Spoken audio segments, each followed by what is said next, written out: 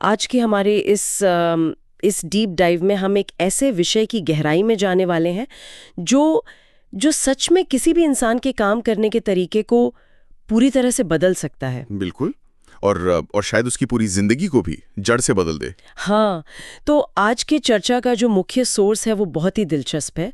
हम Steven Kotler की मशहूर किताब द आर्ट ऑफ इम्पॉसिबल के 5वें अध्याय पर बात करने वाले हैं। जी, चैप्टर 5, जिसपे पूरा फोकस फ्लो पर है। सही कहा। और हमारा मिशन आज ये समझना है कि ये अल्टीमेट हाई परफॉर्मेंस स्टेट आखिर है क्या। यानी वो अवस्था जहां काम एकदम बिना किसी मेहनत के अपने आप होता हुआ लगता है। बिल्कुल। इसके पीछे का न्यूरोबायोलॉजी क्या है, मतलब हमारे दिमाग का विज्ञान क्या कहता है, और कैसे कोई भी इंसान इस अवस्था में पहुंचकर उन कामों को मुमकिन बना सकता है जो पहले असंभव लगते थे। ये बहुत ही रोमांचक विषय है। जरा उस पल के बारे में सोचिए जब कोई इंसान किसी काम में इतना डूब जाता है कि ऐसा लगता है जैसे समय धीमा हो गया हो। आसपास की दुनिया एकदम गायब हो जाती है। हाँ, फोकस एकदम लेजर की तरह सटीक हो जाता है और मन के अंदर चल रहा सारा शक अचानक से शांत हो जाता है। जो एथलीट होते हैं ना, वो अक्सर इसे इन द जोन कहते हैं। राइट। और अगर हम कलाकारों या लेखकों की बात करें तो वो इसे क्रिएटिव ट्रांस का नाम देते हैं। बिल्कुल। और स्टीवन कोटलर के हिसाब से ये कोई विलासिता नहीं है, मेरा मतलब है कोई लग्जरी नहीं है। बेहतरीन परफॉर्मेंस के लिए ये एक बेहद जरूरी आवश्यकता है। तो ये कोई रहस्यमयी या जादुई चीज नहीं है। एकदम नहीं। विज्ञान इस बात की पूरी तरह से पुष्टि करता है। अगर हम इसे न्यूरोलॉजी के नजरिए से गहराई से देखें तो फ्लो असल में चेतना की एक बदली हुई अवस्था है, जिसे वैज्ञानिक भाषा में शायद ऑल्टर्ड स्टेट ऑफ कॉन्शियसनेस कहते हैं। हाँ बिल्कुल वही। जब कोई इंसान इस अवस्था में होता है तो उसका काम बिना किसी सचेत मेहनत के होने लगता है। और सबसे बड़ी बात, इंसान के अंदर जो एक आवाज होती है ना, वो आलोचक वाली आवाज। हाँ, वो आलोचक जो लगातार खुद में कमियां निकालता रहता है कि मैं ये सही कर रहा हूं या नहीं, वो आवाज इस अवस्था में एकदम गायब हो जाती है। तो मतलब वो अंदर का आलोचक जो हमें हर कदम पे रोकता है, वो पूरी तरह से चुप हो जाता है। लेकिन ऐसा होता कैसे है? क्या दिमाग का कोई स्विच बंद हो जाता है? देखिए, एक तरह से हाँ। इसके पीछे एक बहुत ही अहम वैज्ञानिक प्रक्रिया काम कर रही होती है। इसे ट्रांशिएंट हाइपोफ्रंटैलिटी कहते हैं। ट्रांशिएंट हाइपोफ्रंटैलिटी, ये थोड़ा तकनीकी शब्द है। इसे बहुत आसान भाषा में समझते हैं। हमारे दिमाग का एक हिस्सा होता है प्रीफ्रंटल कॉर्टेक्स। आप इसे दिमाग का सख्त मैनेजर या सीईओ मान सकते हैं, जो हर चीज को कंट्रोल करता है। जी। ये हिस्सा हमारी तार्किक सोच, खुद पर शक करने और भविष्य की चिंताओं के लिए जिम्मेदार होता है। अच्छा। तो जब कोई इंसान फ्लो की अवस्था में जाता है तो दिमाग का ये मैनेजर कुछ समय के लिए छुट्टी पर चला जाता है। वाह, छुट्टी पर चला जाता है। हाँ, यानी ये हिस्सा कुछ देर के लिए एकदम शांत हो जाता है। इसी को ट्रांजिएंट हाइपोफ्रंटैलिटी कहते हैं। ये तो बहुत ही कमाल का कॉन्सेप्ट है। मतलब दिमाग अपने बचाव की स्थिति से, उस सर्वाइवल मोड से निकलकर पूरी तरह से क्रिएशन मोड में आ जाता है। बिल्कुल, जहां ओवरथिंकिंग की कोई जगह ही नहीं बचती। मैंने सोर्स में एक और बहुत दिलचस्प बात पढ़ी थी। उसमें लिखा था कि इस पूरी प्रक्रिया के दौरान दिमाग में रसायनों का एक पूरा कॉकटेल रिलीज होता है। हाँ, और वो भी कोई एक दो नहीं, बल्कि 5 शक्तिशाली रसायन। ये क्या कहानी है? 5 रसायन एक साथ? ये फ्लो के अनुभव का सबसे शक्तिशाली हिस्सा है। जब वो दिमाग का मैनेजर शांत होता है तब दिमाग 5 बेहद शक्तिशाली न्यूरोकेमिकल्स को रिलीज करता है। सबसे पहले आता है डोपामाइन। ज्यादातर लोग इसे सिर्फ खुशी देने वाला रसायन मानते हैं, लेकिन असल में ये फोकस और काम करने की प्रेरणा यानी मोटिवेशन को कई गुना बढ़ा देता है। अच्छा, तो पहला डोपामाइन हो गया। इसके बाद नॉरपेनेफ्रिन रिलीज होता है, जो हमारी सतर्कता और ऊर्जा के स्तर को एकदम से आसमान पर पहुंचा देता है। तो डोपामाइन और नॉरपेनेफ्रिन मिलकर क्या ये एक तरह से इंसान के अंदर एक प्राकृतिक एनर्जी ड्रिंक का काम कर रहे हैं? आप बिल्कुल सही कह रही हैं। और इससे भी बढ़कर इसके बाद तीसरा रसायन आता है एंडोर्फिन, जो दर्द कम करता है, राइट? जी हाँ, ये शरीर के प्राकृतिक दर्द निवारक की तरह काम करता है। यही कारण है कि फ्लो में काम करते समय इंसान को थकान या दर्द महसूस नहीं होता। समझ गई। फिर चौथा रसायन है आनंदामाइड। ये बहुत ही खास है। ये क्या करता है? ये रचनात्मक विचारों को आपस में जोड़ने में यानी क्रिएटिव कनेक्शंस बनाने में मदद करता है। जब हमें अचानक कोई आहा मोमेंट मिलता है ना, या दो अलग अलग आइडियाज मिलकर एक नया विचार बनाते हैं, तो वो इसी रसायन की वजह से होता है। वाओ। और पांचवा कौन सा है? अंत में है सेरोटोनिन, जो काम पूरा होने के बाद एक बहुत ही गहरी और सुखद संतुष्टि का एहसास कराता है। तो डोपामिन, नॉरएपिनेफ्रिन, एंडोर्फिन, एनोडामाइड और सेरोटोनिन, ये तो सच में एक हैवी डोज है। लेकिन इसका असल परफॉर्मेंस पर क्या असर पड़ता है? शोध बताते हैं कि ये 5 रसायनों का कॉकटेल इंसान की परफॉर्मेंस को साधारण स्तर से उठाकर 5 गुना तक बढ़ा सकता है। रुके, 5 गुना? हाँ, 5x, यानी अपनी सामान्य क्षमता से 500% बेहतर काम। ये तो सुनने में किसी साइंस फिक्शन फिल्म जैसा लगता है।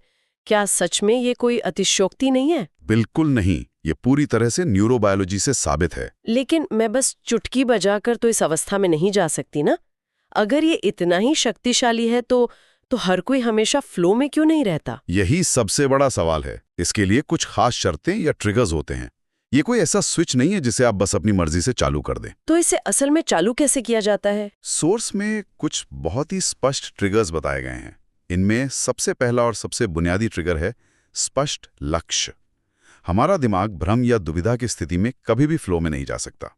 तो क्या इसका मतलब ये है कि अगर मैं सोचूं कि आज मुझे कुछ बहुत बढ़िया लिखना है, तो ये लक्ष्य स्पष्ट नहीं है? एकदम सही पहचाना आपने। कुछ बढ़िया लिखना बहुत ही अस्पष्ट है। दिमाग को ये समझ नहीं आएगा कि इसे कैसे मापा जाए। तो फिर स्पष्ट लक्ष्य कैसा होना चाहिए? अगर लक्ष्य ये हो कि अगले 1 घंटे में मुझे इस किताब के पहले अध्याय के 500 शब्द लिखने हैं, तो ये बिल्कुल स्पष्ट है। दिमाग को पता है कि निशाना कहाँ लगाना है। बिल्कुल। जब लक्ष्य एकदम सटीक होता है तो फ्लो में प्रवेश करने का पहला रास्ता खुल जाता है। और इसके तुरंत बाद दूसरा सबसे महत्वपूर्ण ट्रिगर आता है, जिसे हम चुनौती और कौशल का संतुलन कहते हैं। हाँ, मैंने इसके बारे में पढ़ा था। इसे शायद स्वीट स्पॉट कहा जाता है। जी, स्वीट स्पॉट। लेकिन ये स्वीट स्पॉट, इसे खोजा कैसे जाए? इसे एक उदाहरण से समझते हैं।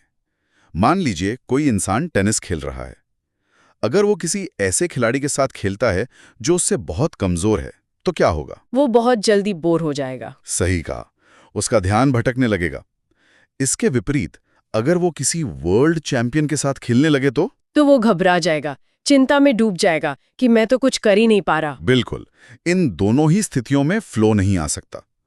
फ्लो तब एक्टिवेट होता है जब सामने मौजूद चुनौती इंसान के मौजूदा कौशल यानी उसकी स्किल से बस थोड़ी सी ऊपर हो। थोड़ी सी ऊपर मतलब कितनी? रिसर्च के मुताबिक ये चुनौती आपकी क्षमता से लगभग 4% ज्यादा होनी चाहिए। सिर्फ 4%? हाँ, सिर्फ 4%। मतलब बहुत ज्यादा स्ट्रेच नहीं करना है, बस इतना कि आप अपने कंफर्ट जोन से हल्के से बाहर हो, लेकिन पैनिक जोन में ना पहुंचे। ठीक कहा। यही वो हल्का सा खिंचाव है जो इंसान को ग्रोथ जोन यानी फ्लो जोन में ले जाता है। तो स्पष्ट लक्ष्य हो गया और 4% वाला स्वीट स्पॉट हो गया। इसके बाद जो तीसरी शर्त है वो आज के जमाने में सबसे मुश्किल काम है, गहरा फोकस। गहरा फोकस? हाँ, कम से कम 90 मिनट का ऐसा समय जिसमें कोई भी बाहरी रुकावट या नोटिफिकेशन ना हो। आजकल के माहौल में 90 मिनट बिना किसी रुकावट के, जहां हर 2 मिनट में फोन पर कोई ना कोई बीप बजती है, ये तो लगभग असंभव लगता है। और इसीलिए ज्यादातर लोग कभी फ्लो का अनुभव नहीं कर पाते। एक बार अगर फ्लो टूट गया, मान लीजिए बस 1 सेकंड के लिए फोन की स्क्रीन देखने की वजह से, तो दोबारा उस अवस्था में पहुंचना दिमाग के लिए बहुत बहुत महंगा सौदा होता है। बहुत ऊर्जा खर्च होती होगी। बिल्कुल। जो चीज ध्यान भटकाती है वो इस अवस्था की सबसे बड़ी दुश्मन है। और इसके अलावा कोई और ट्रिगर? एक और जरूरी ट्रिगर है तुरंत फीडबैक। तुरंत फीडबैक से आपका मतलब क्या है? क्या काम करते समय हर वक्त किसी से पूछना पड़ेगा कि मैं कैसा काम कर रही हूँ? नहीं, किसी और से पूछने की जरूरत नहीं है, बल्कि उस काम से ही आपको फीडबैक मिलना चाहिए। दिमाग को हमेशा रियल टाइम सिग्नल चाहिए होते हैं। जैसे जब कोई सर्जन ऑपरेशन कर रहा होता है या कोई एथलीट शॉट मारता है, तो हर एक कदम पर तुरंत पता चलता रहता है कि वो सही कर रहा है या गलत। अच्छा, जैसे वीडियो गेम खेलते समय तुरंत पता चल जाता है? बिल्कुल सही उदाहरण। ये तेज फीडबैक ही दिमाग को उस गहरे फोकस में बांधे रखता है। समझ गई। और अंत में एक और ट्रिगर है जो थोड़ा अजीब लग सकता है, और वो है जोखिम। जोखिम? तो क्या मुझे फ्लो में जाने के लिए पहाड़ से छलांग लगानी पड़ेगी? नहीं, शारीरिक जोखिम होना जरूरी नहीं है। जोखिम का मतलब है जहां दांव पर कुछ लगा हो। ये सामाजिक या मानसिक जोखिम भी हो सकता है। जैसे सैकड़ों लोगों के सामने कोई प्रेजेंटेशन देना? जी बिल्कुल। या किसी नए क्लाइंट को अपनी सबसे अहम पिच देना। जब स्थिति ऐसी होती है जहां गलती करने की गुंजाइश कम होती है, तो ये जोखिम इंसान के ध्यान को पूरी तरह से तेज कर देता है। तो ये सारे ट्रिगर्स मिलकर इंसान को जोन में धकेल देते हैं। हाँ, लेकिन सोर्स में सीखने की गति को लेकर जो बात कही गई है, वो मुझे अभी भी थोड़ी हैरान करने वाली लग रही है। आप उस 500% वाली बात का जिक्र कर रही हैं ना? हाँ, 500% तेज सीखने की गति। मतलब जो चीज सीखने में आमतौर पर 5 दिन लगते हैं, उसे कोई 1 दिन में सीख सकता है।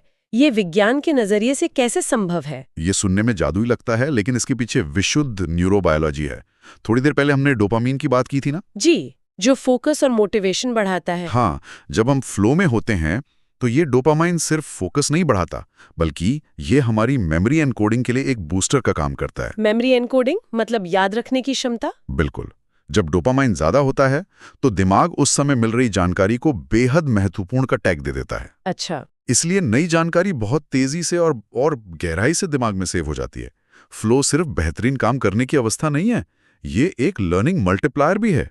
अगर ये इतना ही शक्तिशाली टूल है, तो जो दुनिया के बेहतरीन परफॉर्मर्स हैं, जो एलीट लोग हैं, वो इसका इस्तेमाल कैसे करते हैं? वो पक्का हर दिन इसके आने का इंतजार तो नहीं करते होंगे कि आज मूड बनेगा तो फ्लो में काम करेंगे? बिल्कुल नहीं। एलीट परफॉर्मर्स इसे किस्मत के भरोसे कभी नहीं छोड़ते। वो बाकायदा इसके लिए एक रूटीन बनाते हैं। किस तरह का रूटीन? एक ऐसा अनुष्ठान तैयार करते हैं जिससे उनका दिमाग तुरंत समझ जाए कि अब किस अवस्था में जाना है। वो हर दिन काम करने का एक ही समय तय करते हैं। काम करते समय उनका माहौल एक जैसा होता है, यहां तक कि कई लोग एक ही तरह का संगीत भी सुनते हैं। और काम शुरू करने से पहले का उनका रूटीन भी फिक्स होता है। तो इससे दिमाग को सिग्नल मिल जाता है। जी। जब ये रूटीन बार बार दोहराया जाता है तो दिमाग इन इशारों को पहचानने लगता है और फ्लो बहुत जल्दी एक्टिवेट हो जाता है। ये तो बहुत ही प्रैक्टिकल तरीका है। लेकिन मैंने नोट्स में एक चेतावनी भी देखी थी, फ्लो की लत लगने और बर्नआउट के बारे में कुछ लिखा था। हाँ, ये एक बहुत ही अहम पहलू है। अगर ये अवस्था इतनी ही अच्छी है तो इसका नुकसान क्या हो सकता है? देखिए, फ्लो में काम करना इतना अच्छा महसूस होता है कि इंसान को सच में इसकी लत लग सकती है। ये एडिक्टिव हो सकता है। अच्छा। लेकिन ये समझना जरूरी है कि ये अवस्था दिमाग और शरीर की बहुत ज्यादा ऊर्जा सोख लेती है। इस पूरे फ्लो साइकिल के 4 हिस्से होते हैं। वो 4 हिस्से कौन से हैं? पहला है संघर्ष या स्ट्रगल, जहां आप जानकारी इकट्ठा करते हैं और काम थोड़ा मुश्किल लगता है। दूसरा है रिलीज, जब आप उस परेशानी से ध्यान हटाते हैं। तीसरा है असली फ्लो, जहां वो जादू होता है जिस पर हम बात कर रहे हैं। और चौथा जो सबसे अहम है, रिकवरी। तो मतलब फ्लो के बाद आराम करना उतना ही जरूरी है जितना कि फोकस करना। उससे भी ज्यादा जरूरी है। अगर कोई सोचता है कि वो लगातार इस पीक स्टेट में बना रहेगा और रिकवरी को नजरअंदाज कर देगा, तो वो बहुत जल्दी क्रैश हो जाएगा। मतलब वो पूरी तरह से टूट जाएगा। जी। अगर आपने नींद से समझौता किया, आराम नहीं किया या प्रकृति के साथ वक्त नहीं बिताया, तो इंसान पूरी तरह से बर्नआउट का शिकार हो जाएगा। दिमाग उस उच्च स्तर की ऊर्जा को लगातार नहीं झेल सकता। ये एक बहुत बड़ा सबक है कि आराम करना कोई कमजोरी नहीं है, बल्कि ये अगले फ्लो साइकिल की तैयारी है। बिल्कुल सही बात है। अब अभी तक हमने जो भी बात की है वो एक अकेले इंसान के बारे में थी, लेकिन मैं सोच रही थी, क्या ये सिर्फ अकेले काम करने का तरीका है? नहीं, ऐसा बिल्कुल नहीं है। क्या ऐसा हो सकता है कि पूरी की पूरी टीम एक साथ इस अवस्था में आ जाए? हाँ, और इसे ग्रुप फ्लो कहा जाता है। ग्रुप फ्लो, ये कैसे काम करता है? अकेले इंसान का फ्लो शक्तिशाली होता है, लेकिन ग्रुप फ्लो का असर घातीय यानी एक्सपोनेंशियल होता है। कोई उदाहरण देकर समझाएंगे? मान लीजिए किसी स्टार्टअप की टीम है, या कोई स्पोर्ट्स टीम है, या फिर कोई सर्जिकल टीम ऑपरेशन थिएटर में है, जहां सबका एक साझा लक्ष्य होता है, उनके बीच आपस में पूरा भरोसा होता है और वो सब एक साथ गहरे फोकस में होते हैं। ऐसे समय में टीम का हर सदस्य एक दूसरे के इशारों को बिना बोले समझने लगता है। वाओ, ये तो किसी मैजिक जैसा लगता है। वहां जो नतीजे निकलते हैं वो सच में हैरान करने वाले होते हैं। अगर ये ग्रुप फ्लो इतना ही बेहतरीन है, तो ये हमें हर ऑफिस में क्यों नहीं दिखता? हर जगह लोग फ्लो में क्यों नहीं होते? इसका बहुत सीधा सा जवाब है, आधुनिक दुनिया का हमारा जो ढांचा है ना, हमारी आज की दुनिया असल में फ्लो की सबसे बड़ी दुश्मन बन चुकी है। फ्लो के दुश्मन वो कौन है? आप जरा सोचिए, एक साथ कई काम करने की कोशिश करना, जिसे मल्टीटास्किंग कहते हैं, डिजिटल ओवरलोड, जहां हर वक्त फोन पर कोई बीप बजती है। हाँ, डिस्ट्रैक्शन तो हर जगह है। और लोगों के जजमेंट का डर, नींद की भयानक कमी और अस्पष्ट लक्ष्य, ये सारी चीजें फ्लो के लिए जहर हैं, फ्लो किलर्स हैं। तो हाई परफॉर्मर्स इन सबसे कैसे बचते हैं? यही कारण है कि हाई परफॉर्मर्स जानबूझकर दुनिया से खुद को अलग करते हैं। इसे इंटेंशनल आइसोलेशन कहते हैं। तो अगर हमारे श्रोताओं में से कोई इन सारी चीजों को अपनी रोजमर्रा की जिंदगी में लागू करना चाहे, तो इसका एक प्रैक्टिकल ब्लूप्रिंट क्या होगा? सोर्स के आधार पर हम सुनने वालों के लिए एक डेली फ्लो ब्लूप्रिंट तैयार कर सकते हैं। इसके 5 साफ कदम हैं। ठीक है, पहला कदम? पहला कदम, रोजाना अपने दिन का सिर्फ एक हाई वैल्यू काम तय करें। सिर्फ एक? कोई लंबी टू डू लिस्ट नहीं? बिल्कुल नहीं, सिर्फ वो एक काम जो सबसे ज्यादा मायने रखता है। और दूसरा कदम? दूसरा कदम, ध्यान भटकाने वाली हर चीज को हटा दें। फोन को दूसरे कमरे में रख दें, इंटरनेट बंद कर दें, पूरी तरह से डिस्ट्रैक्शन फ्री माहौल। तीसरा? शुरू करने से पहले उस काम का एक स्पष्ट परिणाम यानी आउटकम तय करें। मतलब काम खत्म होने पर क्या हासिल करना है, ये बिल्कुल साफ होना चाहिए। एकदम सही। और चौथा कदम वही 4% वाला रूल है। अपनी चुनौती को अपने स्किल से सिर्फ 4% ऊपर रखना। हाँ, न बहुत ज्यादा मुश्किल न बहुत आसान। और पांचवा अंतिम कदम क्या है? पांचवा कदम, बिना रुके 90 से 120 मिनट तक गहराई से उस काम को करें। 90 मिनट शुरुआत में बहुत ज्यादा लग सकते हैं किसी को। हाँ, इसलिए मेरी सलाह है कि आप अपने फ्लो आवर्स को हर हफ्ते ट्रैक करें। आप 30 मिनट से शुरू कर सकते हैं और धीरे धीरे बढ़ा सकते हैं। क्योंकि ये एक स्किल है। बिल्कुल, फ्लो एक स्किल है जिसे ट्रेनिंग और अभ्यास से निखारा जा सकता है।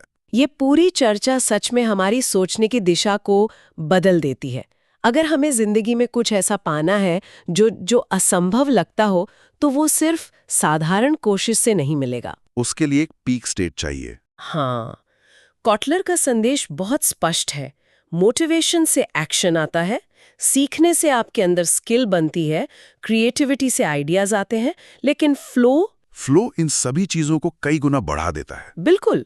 जब कोई इंसान फ्लो में होता है तो वो सिर्फ काम नहीं कर रहा होता, वो खुद को पूरी तरह बदल रहा होता है, ट्रांसफॉर्म कर रहा होता है। सही कहा आपने। असंभव सच में कोई दीवार नहीं है, ये बस एक फ्लो चैलेंज है। इस पूरे विश्लेषण के बाद न मेरे दिमाग में एक बहुत ही गहरी और शायद थोड़ी थोड़ी चुभने वाली बात आ रही है। वो क्या? जब विज्ञान ने यह साबित कर दिया है कि फ्लो स्टेट किसी भी इंसान के सीखने की गति को 500% तक बढ़ा सकता है, तो जरा सोचिए कि आज के हमारे स्कूल, कॉलेज और ऑफिस कैसे डिजाइन किए गए हैं। आप किस तरफ इशारा कर रहे हैं? लगातार बजते फोन के नोटिफिकेशंस, 40-40 मिनट के छोटे पीरियड्स, दिन भर की मीटिंग्स का ढांचा, हमारी पूरी व्यवस्था ही ऐसी बनी है जो इंसान को कभी इस जोन में पहुंचने ही नहीं देती। ये तो बहुत ही डराने वाला सच है ना? अगर समाज समय के प्रबंधन यानी सिर्फ टाइम मैनेजमेंट के पीछे भागने की बजाय फ्लो को बढ़ाने के आधार पर अपनी व्यवस्थाएं बनाए, तो क्या होगा? तो क्या हम आज के उस असंभव को